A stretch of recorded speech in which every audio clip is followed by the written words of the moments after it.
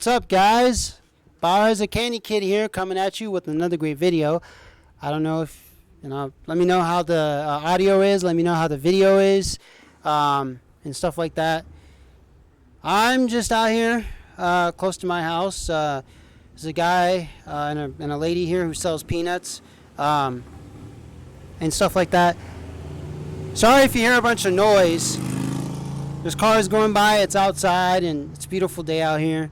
And I met this gentleman who sells peanuts. I mean, they're all types of flavors, really good.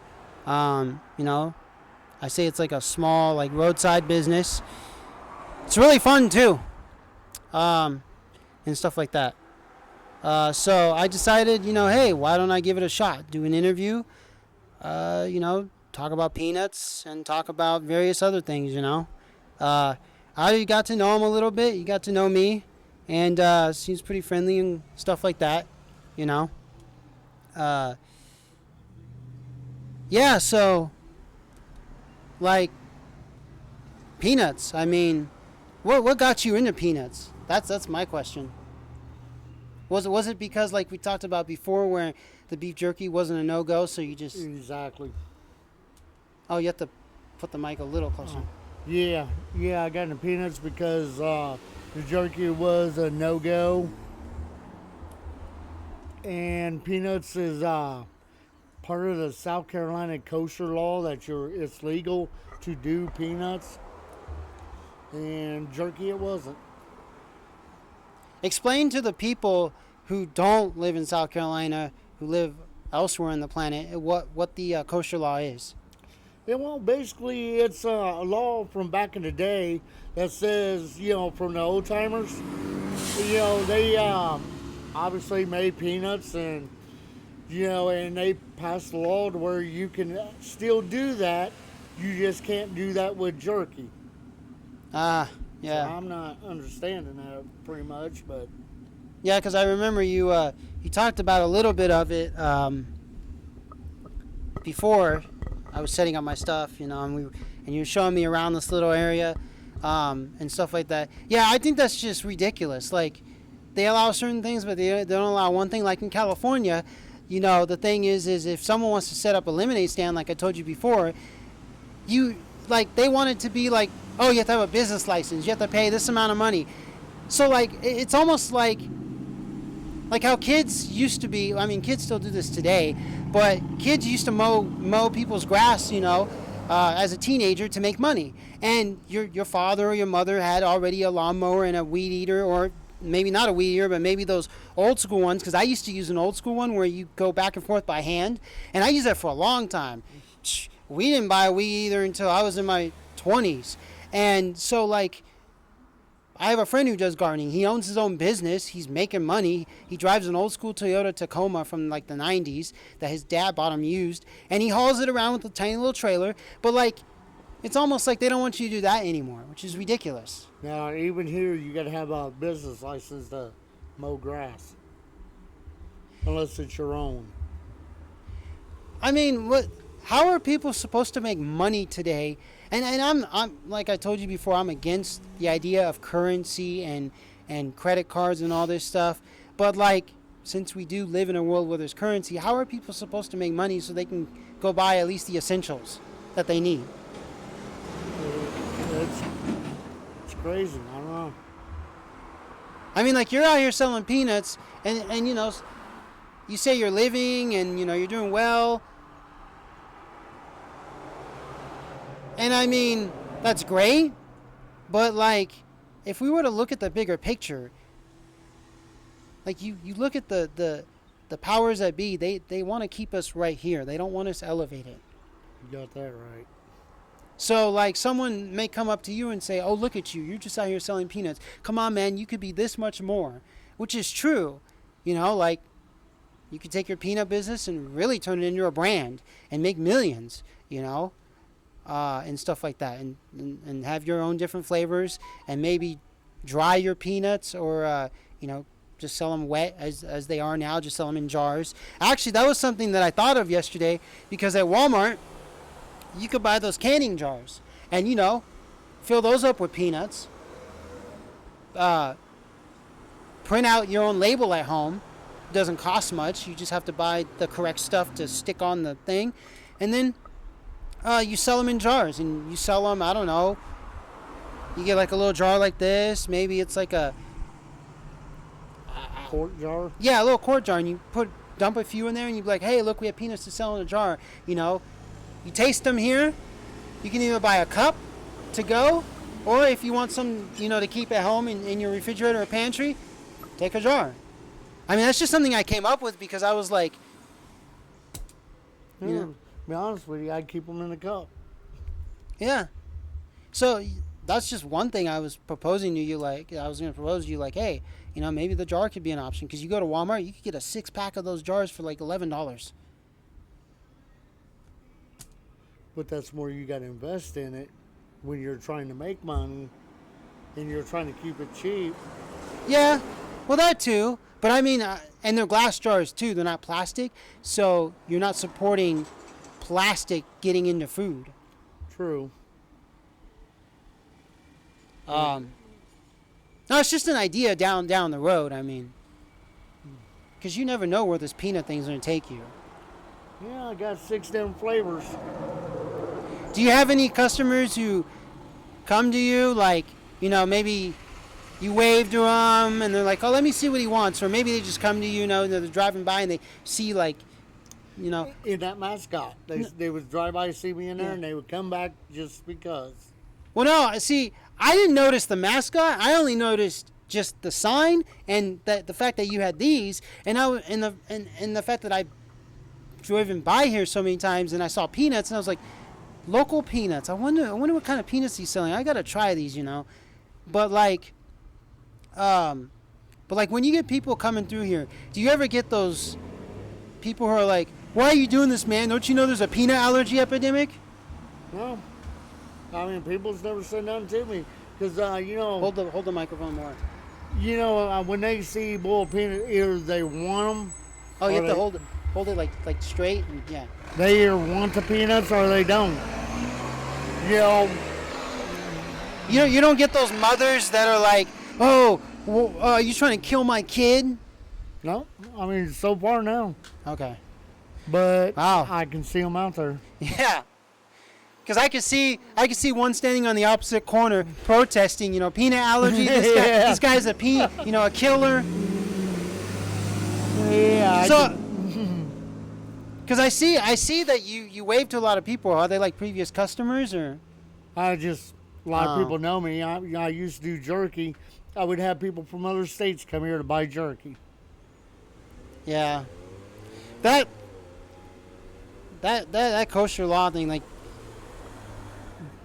I bet that must piss a lot of South Carolinians off because, I mean, from what I know about the South, my grandma was born in the South, but from what I know is like Texas, Mississippi, South Carolina, North Carolina, Florida, even Kentucky, some of the Midwest. When you talk about meat, like, that's it. Like, you just talked about the bread and butter, and if you try to take that away, the people in the South will start a revolt. Because meat is like their industry. It's always been their way of life. They're not these, how should I say, California vegetable people or people that, you know, like this, this vegan food. Because now there's a reputation of making, well, now people like have a reputation of making fun of Californians for, oh, you guys are all about your veganism and stuff. I mean, Well, I actually was going to make a vegan flavored peanut. Oh, man. or plant-based meat. That's bullshit. I bet you they would let you sell plant-based meat because it's not real meat. I don't know. And if they did, that would be bullshit. Would be, but I couldn't see making jerky out of that. They already do. What's it called? What's that? His company's failing. Oh, well, of course. It's fake meat. Beyond Meat. It's failing. We used to sell it at the gas station yeah, I worked the at. hamburger stuff. He, yeah. his actual company, since he started it, went downhill. He never made a profit. Really? Yeah. So it's, and then lab grown meat, like what Bill Gates wants to put out there. Yeah, that's bullshit. Yeah, couldn't see that going on. Especially here in America, you got all these cattle ranchers that are like what, fourth, fifth generation. They ain't gonna go for it. No, because that's how they make a living. Now Tyson Farms is actually promoting a company who is actually starting lab grown meat. Tyson. Really? And I'm like, why is Tyson in it? Oh wait, because Tyson has their own agenda to make money. And look what they're doing to their own chickens. Like in the 50s, a chicken used to be what? Small. Now they plumped them up and giving them all these Steroids and crap. Yeah, it's ridiculous. I don't know. I'm just glad that you're doing peanuts the right way, because in case for those of you watching or gonna watch, like, his peanuts are the whole peanut. They're in the shell. That's the only way you should eat peanuts. If you eat them out of the shell, they go rancid. That's why there's all this peanut epidemic. They're not going to tell you that in the mainstream media. They're just going to tell you, don't eat peanuts. Peanuts are actually healthy for you. They have stuff inside, when inside the shell, that is healthy for you. But they don't tell you that in school. They teach you, oh, just change your gender, cut your hair, or I don't know, what else? 2 + 2 is 4. Like, how is 2 + 2 is 4? Like, I don't know. Like, it's just, I know there's a right kind of math out there. You know, the math we've been doing for thousands of years. It's not the math that we should be learning. There's the math of the universe, but yeah, there's some crazy shit out there. Like, Yeah, the new math I just don't understand. no, they're trying to teach kids all this. I don't know. I don't even know what they're teaching kids these days. I'm well out of high school, so I never understood it. it doesn't serve what you learn in school, in terms of like your basic math and all that. What did it serve you? Like, what type of job did you get that made you millions of dollars and made you retire at the age of 23? Exactly. Just a bunch of BS. Yeah. They took home ec out of there. They took wood shop. They took auto mechanics. And that was stuff you needed to know. Yeah. I mean, come on, you need to know how to cook. You need to know how to build furniture. Whatever, you know? I mean, if you took a business class because you were wanting to sell peanuts and start a peanut business, okay, I understand that. You took Economics 101. But if you're in there and the teacher's like writing some science on the board, okay, well, am I going to make money with that science? What's that going to do to me? Like, okay, I understand if you're going to be in the field of biology or zoology or, or human anatomy, like if you're going to be a doctor and stuff like that, so you're trying to learn all about that type of science, But, like, literally, other than that, what purpose does it serve? And don't get me started on colleges. Colleges are just a waste of money. I don't care what anyone says. They don't teach at the colleges either. I mean, I'm sure you have your thoughts about it. I mean, Do what? I'm sure you have your thoughts about college. Me? No. I've never had good thoughts about college. Did you ever go to college? Nope. Oh. You know, I dropped out of school and I worked for the railroad. It's not what you knew, it's who you knew back in the day. So I've always had good jobs. And what do they say about all dropouts? They're pieces of shit. Exactly. My dad was making more money in Italy in like his early 20s than the college professor. And he dropped out of the college. And he was like, I already know how to make money. I don't need to go to this fucking college. Like, well, screw that. You did the same thing. And the railroad business pays. It paid good. It had good insurance, benefits. It was good. I mean, it was a good thing. And what type of position were you in the railroad business? I was actually we built train cars. I was a certified welder. Oh, make sure you hold that. I was a certified welder. We built the train cars. Which company? It was Straw Car in Illinois. Who was their like biggest customer? You know that one. I don't know. Hmm. I just know they got like the TD cars would sell for like $100,000 for one car. That was back in the day. One of the gondola cars, they would sell for like $50,000 back in the day. That's like buying an RV today, which sells for $100,000. The real big ones. So like back in the day, you could get a train car for the price of an RV today. Yep. But you got to remember, that was, what, 10, 20, about 30, 40 years ago? Yeah, back in the 70s and 80s. Well, about 90s. Yeah, 90s. Yeah, more or less. Yeah, like, Well, then 100,000 was a lot of money. 100,000 today is nothing. I know. Like, I have a friend who just family story is just sad. And so now it's him and his dad left in an HOA place, living with his dad, has roommates. His mom is trying to screw him over as much as possible. She moved back to Oklahoma with her mom. But anyways, like, if they had $100,000, that'd be nothing today. They could lose that in like just a month. And they're You having lose that in a couple of days. Yeah, I mean, you know. yeah, just a lawyer alone, the fees, all the. And luckily, my friend has a job. His dad can't work anymore because he broke his back, and he worked for Home Depot. He was like the general manager of like all the Home Depots of Southern California. He made good money. He was making like $300,000-$400,000 a year, and I mean, oh my gosh! And so now my oh. Tell So- Marco, Army. Yeah, it's like Army spelled AARMY maintenance. Really? Yeah. So now my buddy is having to help out pay bills, and the people that they are that are there paying rent, they're having to help out, and it's just ridiculous. And they're thinking about moving to Arizona because it'll be cheaper. His dad found like a long time ago 40 acres for like a super cheap price. It was gone quick in Arizona. So no, yeah, $100,000 today is nothing. Even $1 million. There's a lot of millionaires in the United States. That's nothing today. It's. I mean, it literally isn't. I mean, the houses down here go for what, 300,000? That's cheaper than California. In California, they'd start probably at like 500,000-600,000.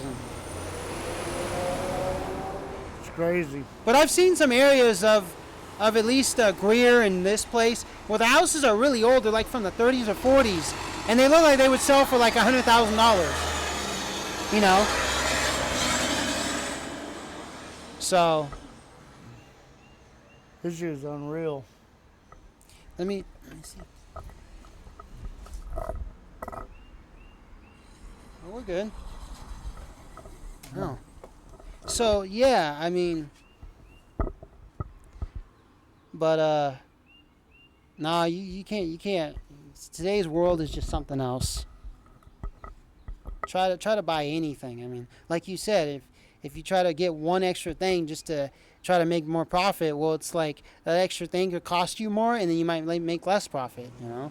Or it might make you more profit. I mean, you might have found that magic, item that now is making you sell 1,000 more peanuts, get 1,000 more customers. You're like, wow, today instead of making $60, I'm making, I don't know, $200 in one sitting. And you gotta try different things. I mean, you never know. Do you since the property here, because you told me the property and that one and some others are owned by like a group of you, what you? Well, not me. I'm just a. I'm a Yeah, friend. okay. So what you make on the peanuts, it just goes to you and her. It doesn't go to like. No, it goes to me. She's just a friend. Oh, okay. I thought maybe the owners of the property were like, oh, I get like 10% or whatever. No, he's not like that. So basically, you just had an idea, and then you said, "Hey, can I use your property for?" it? And they're like, "Yeah, sure." Well, yeah. Well, I take care of the property. Yeah, that's what I so, mean. Yeah. Like like you give something in return for them letting you do something. Yeah. That's the way community is supposed to work. I mean, they pay me to mow, but I do a lot of other work too. Like, you know, I'll see like some trees need to come down. I'll just be like, grab a chainsaw and go cut them down and cut them up. Firewood, you know? Do that a lot. That's the way community is supposed to work. Community is supposed to be where we help each other out. Not that someone is out just to get money. Oh, yeah, you can do that, but I want 100% of your profit. And or not 100, but let's say I want like 20% of your profit. Oh, so you get left with $5, but they get the $100 bill. It's like, what the heck? Yeah, that's crazy. That's not a friend. What, they're No. a friend because they let you stay on your property?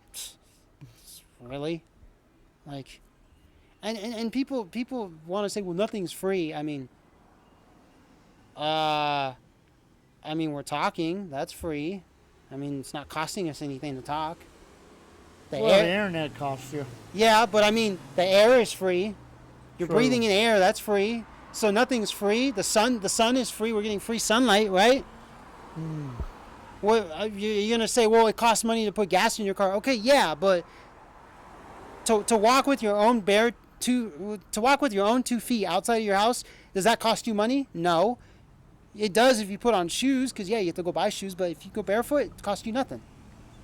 True. So, I mean, there's people that they'll let you get on their property for free, right? Yeah. I mean, I wouldn't say there's a lot of them that would. Yeah, but there's some. Yeah, and it's basically the older generation. Yeah, the newer generation doesn't know. I wouldn't say they don't know anything. They know what they've been taught. They But- know money signs. No, they know how to make videos on YouTube where they throw money at, and it's like, look at all these dollar bills I have. Yeah, and then like you find out like years later that person went broke. They went broke, and that was just all for show. Yeah, true. TV reality. Well, now it's internet reality. It's not even reality. Reality is out here in the world. I know people are gonna watch this through a camera and stuff, but like I'm actually out here in the world. Like I'm not in some stupid metaverse, or some stupid virtual reality and shit like that. Like, yeah, no. You're supposed to be outside, like. Hey, there you go, rolling Cuban. I was looking at that. That is pretty badass. See, and there you go, another idea. Just have a peanut truck. That would work. Like, I mean, it could be that size, or you could just even buy a van. Like, just buy one of those. That is cool though. Yeah. Rolling Cuban. And I mean, some people make money off of those food trucks. Some people don't. That's the way to start a restaurant. It's cheap. Yeah, I looked them up because I actually was going to do that with jerky. They say most people with a food truck would average about $300,000 a year. Wow. So that's good. That's killer money. Wow. Geez, because I see, well, in California, the Hispanic population, at least down closer to Mexico, like I'd say LA and down, when you see them have their food stands on the side of the road, yeah, they make bank. Yeah, those people, I'm just like, wow. Man. Yeah. I mean, they're selling tacos and burritos like no tomorrow. No, I want to own a food truck one myself, but I was like, if I got one, I would start off like with one that's really basic, not too expensive, and I would just like, I don't know, make something with eggs and something simple, It doesn't have to be something, outrageous. Something that everybody eats, but that doesn't have time to cook. Which I wish, well, I know that the generations now don't do that, but the women used to cook in the household. Now it's the reverse. Now you see the men cooking. They don't go to work. The women go to work, but which now is reversing. Now there's a movement where women don't want to go back to work. They don't want to be the hustle and bustle woman. They actually want to get back to the simple life and be in the, I wouldn't say in the kitchen more, but they want to stay at home more. And so I think that's great because they're the ones who raise kids, right? you know? Mhm. I mean, now you see men with strollers carrying the kids. I'm like, what the hell? I mean, my dad used to carry me on the back of a bicycle when he went and did long, bicycle trips, for exercise. So I started riding bikes at an early age. That's different. But carrying your kid in a stroller is done usually by the mother, not by the father. I don't get it. I'll never get that. Yes. Well, we got 4 minutes left on this one. Do what? 4 minutes left on this one. Before I have to continue on with another 30 minutes. That'd be a cigarette. Yeah. So, what's your biggest flavor here? Well, it depends on what you want. I got, like smoky mesquite. People love that. People love the deal. Tennessee whiskey. People love it. I mean, original. You got your people that still love the original. Then I got Cajun and spicy ranch. They're just good flavors. But like, what's your biggest seller? They're all about the same. It's just you got people want this one or that one. So, but okay, so like, for a South Carolina person, like, what would be their most favorite flavor? That's like maybe close to a native flavor. I would probably say guys that'd be smoky mesquite. For women, pretty much deal. Because I know each state in the United States has their own type of like local cuisine. South Carolina, from what I researched, they do like barbecue a lot, like barbecue sauce and stuff. They're not as much as like Texas, where they're really strict. They don't like store-bought barbecue sauce. There, they like, it's either got to be homemade or it's crap. But in South Carolina, I notice it's not like that, because I go to the stores and I see local homemade barbecue sauces that are local here, So I thought maybe, barbecue would be like the most favorite out of all of them. Yeah, I mean, like I said, you got people that like all brands. Let's say like in one day, what is like your top profit? On one day, I've sold out. I made a couple $100, in one day. So like $300. Huh? $300? Yeah. Like if we were to say a number. Yeah, about 300. That was your highest. Yeah, no, I made about 500 one day. And what was your lowest? $50. $50? I'd say. That's what I was thinking in my head, $50 to $60. Yeah.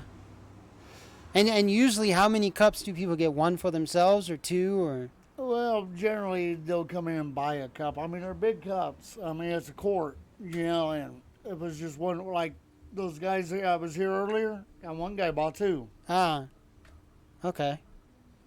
Do you know how much you make per week? No, I don't. So you just count by day? Pretty much. So, okay. Yeah, because I mean, it's an interesting business. I mean, If I go like how much I make per week, I might get scared and quit. You understand that one? same thing as if you know how much you'll make per month or whatever, Yeah, then you might start worrying.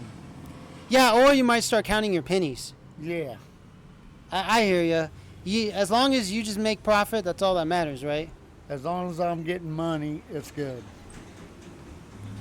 Yeah, because once you stop getting the money, well, then something's wrong.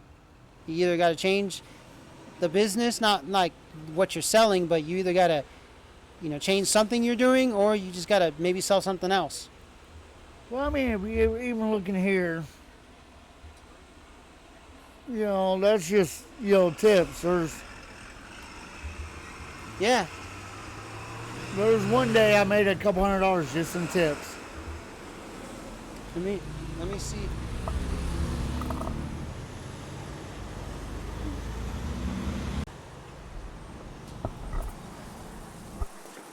Yeah, I mean, a couple $100 in tips. I mean, I've been to like what is it, little Chinese, not the Chinese, but little, family-owned businesses, and like I look at their tip jar, and all I see is like $5 in there, and I'm like, is that all you got for the day? Like I don't tell them that, but I'm just like, well, I don't ask them that, but like you got $100 in tips one day. I'm like, you don't own a store, you just own a little bench right here, and it's like $100 in tips. See, this works. Well, people respect it. I mean, they just respect her like, man, here. What is the reaction of people who come here? Like, so they drive through here, they see the little ice cream place here, then they see you here. Like, what are their reactions, about what you're doing? Well, you know what? Get people that's moving up here from up north or whatever, right? And they'll be like, man, I ain't never seen nothing like this. And they'll stop and, cause, up north they don't do boiled peanuts, period. And it's just something new to them. A lot of them try them and they love them. Do you get do you get like a lot of traffic because the people like do you get people who say, oh, there's this guy who sells peanuts, you should go try it out? Like, I do on certain days. It's so you like get people. So you get people who come to you and they'll be like, hey, I heard about you through a friend of mine who Yep. came here. So you are growing. Yeah, I'm growing every day. How long have you been doing this for? A couple months. Couple months. So let's say, I don't know, couple months, 3 months. How has the traffic increased, like in terms of customers coming? It's getting better. So like, of course, we all start out with one customer, but like, I would say in this last month, what was the traffic increase? Like, how many extra people did you notice? Well, it all depends. Like, would you say there was an extra 20 people, 10 people? Yeah, I would probably say that. Because I know you're still small, so it's not like you're getting 100 people at a time. Nah, I mean, you're just getting people driving by, pretty much, a lot. And then you get your regular customers now from just driving by. Like you mentioned earlier, since we're on the topic of regular customers, you mentioned firefighters. Are those some of your regular customers? Yeah, they love my peanuts. Because I know that law enforcement, firefighters, and paramedics who come by here, maybe they're not like on duty. Well, they're on duty, but they're just on a patrol. I know they would come here, and stop for a snack and stuff. Yeah, snack. I mean, have you ever thought about? And I don't know if this is part of. Well, I'm sure this is a part of like, owning a business license and selling stuff. But have you thought about like selling also bottles of water included? somebody did suggest that. Like, you buy the 24 pack and you sell the water for like $1 / whatever. Like, what do you sell? So a cup of peanuts. Someone wants the barbecue sauce one. What's the price on that? $10. $10? Okay. See, I think that's worth it for the flavor and for the peanuts, because they're whole peanuts, the whole thing. If it was like, I don't know, like just peanuts in a bag that has all this fancy stuff and it's $10, I'm like, are you kidding me? I wouldn't buy that. You go to the store and you see like it's all fancy and it says, oh, look at this, look at these ingredients. And I'm like, it's all crap. First of all, it's not in the shell. Second of all, it's just, I'd rather go to the store and buy in bulk, where it's in the shell, because it's cheaper and you pay by the pound. So, but the water thing, I thought about it too. Like, maybe this guy should sell water on the side, because I know it gets hot here, and peanuts and water, that's like a baseball game, or soda or whatever. I'm just saying water because I drink water or tea or juice, something healthy. I mean, the kids want soda. You get a 6-pack of soda, or this might not cost much. Well, I know you said there was an electrical problem with this building. Well, it's just old. So, adding a vending machine, like buying an old one, and putting sodas in there and having people put money in the vending machine, that's not a bad idea either. No, that'd be pretty cool. I mean, that'd be all right. Because you can restock it yourself. You go buy the cans of sodas at Walmart, you buy like a 36-pack, and then you refill it, and it could just be soda, because alcohol, you have to have a beverage license. So you put either the canned sodas in there or the bottled ones, or you put water, and you have your selection, and they grab peanuts and stuff like that. And with whatever you make off the soda machine, I mean, that's extra money, right? Yep. I wanted to do that. I was looking into that. So my buddy had a soda machine right at his auto shop, and it was an old one, but it was running, and he used to restock it with beers. And all the people in that whole building section, they were all friends. So I was friends with all of them. And whenever they would restock that with beers, they would just put in quarters, and then they would just get a beer, and they would reuse the quarters out of that machine. Oh man. Yeah, and he just buy the 16 pack of Coronas, and that was it. So I don't know. It's just an idea. I mean, make extra profit. The machine is owned by you. You can buy used ones off of eBay for $300. I had a buddy who said he bought one in LA for $300. He said he was making around $500 profit a month. Wow. Yeah, that was like his top. His lowest was like maybe 200, 150, which is not bad. He was doing the ones where you have like the little sandwiches inside and stuff like that. So he would literally go to the 99-cent store and pick up little cheap 99-cent things and then sell them for like $1 or $2. I was like, "Did you have a license for it?" He goes, "You're supposed to, but I kind of screwed the system." I was like, "Okay, I would too. Like, who cares?" Well, when you go buy it, you're paying taxes anyway. Yeah, well, he said it in front of a store that allowed him to, but you don't have to pay anything on it. Really? Nope. Oh. Nope. You collect the money right out of that machine.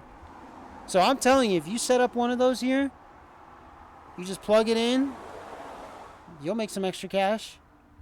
Shoot, just put some like I said, water, sodas in there. That's all you. Well, I mean, Walmart has cheap water. I mean, what is it? A Dollar General has cheap water. It's $1. You're right.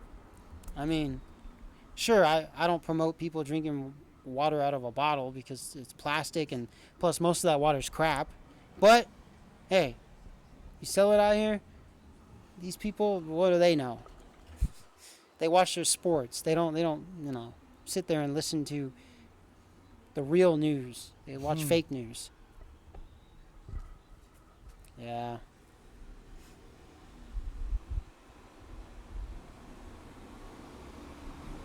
Well, selling peanuts ain't that hard. This guy's doing it. The guy down somewhere in Timbuktu's doing it. Go outside and start selling stuff. Make a profit. Quit complaining that you're paying debt because of your college student loans or because of, what's it called? Whatever else you have to pay. Like, go start a job. Like, You know, what I can't stand is people saying there's no work. Go out and pick up aluminum cans outside the road. You know what I'm saying? They don't want you doing that. Well, it's because a lot of people's become lazy. Yeah, laziness. Well, laziness is doing something, though. What people don't understand, there's a guy on YouTube, his name is Sadhguru. He's an Indian guru guy who's actually trying to save the soil because we have a soil epidemic in the world where we're depleting our soil, and in 50 years, if we don't do something about it, we won't have anything to grow. It'll be like the movie Soylent Green, where we were just growing like this mush. So he said laziness is not a bad thing because you're still doing something, and nothing is considered doing something. It's not laziness. Because if you think about it, nothing is something. I mean, you're doing something, you're just doing nothing, right? So all these people who they just don't want to work. They don't want to go and like scrub floors, or they don't want to go, even to Walmart and just be a clerk or be an engineer. They don't want to do that. What they want is they want the government to send them $1,200 or send them a few dollars and just sit there and get their free TV channels and Do nothing. eat their McDonald's or fast food, whatever. Yeah, you're right. Laziness is, like I said, it's something, but it's just they don't want to work.